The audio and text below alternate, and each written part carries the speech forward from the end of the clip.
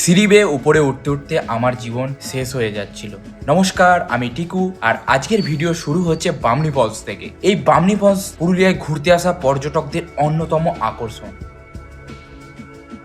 ভিড় দেখে বুঝতেই পারছেন অত্যন্ত জনপ্রিয় এই জায়গা। তবে সত্যি বলছি, পুরুলিয়া কিন্তু প্রাকৃতিক সৌন্দর্যে ভরা। এই বামনি ফলস দেখতে হলে অনেক সিঁড়ি বেয়ে নিচে যেতে হবে, আর আমার পিঠে দুটি ব্যাগ নিয়ে নিচে নামতে যথেষ্ট কষ্ট হচ্ছিল, সেটা আপনারা দেখতেই পাচ্ছেন। আর এই হলো বামনি ফলস।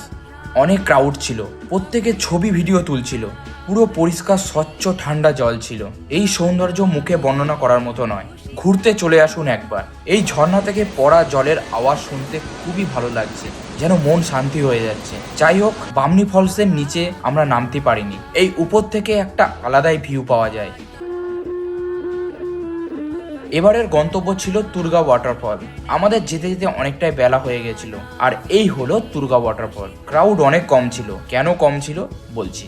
ঠিক এই কারণে কেউ আর নিচে নামেনি। বামনি ফলসের 300 থেকে 350 সিঁড়ি ভাঙার পর এখানে কেউ নামার আর সাহস পায় না। নেক্সট গন্তব্য তুরগা ড্যাম। ছোট দিনের বেলা, দেখতেই পাচ্ছ সূর্য অস্ত যাচ্ছে। এখন নেক্সট যেটি দেখছেন এটি হলো তুরগা ড্যাম।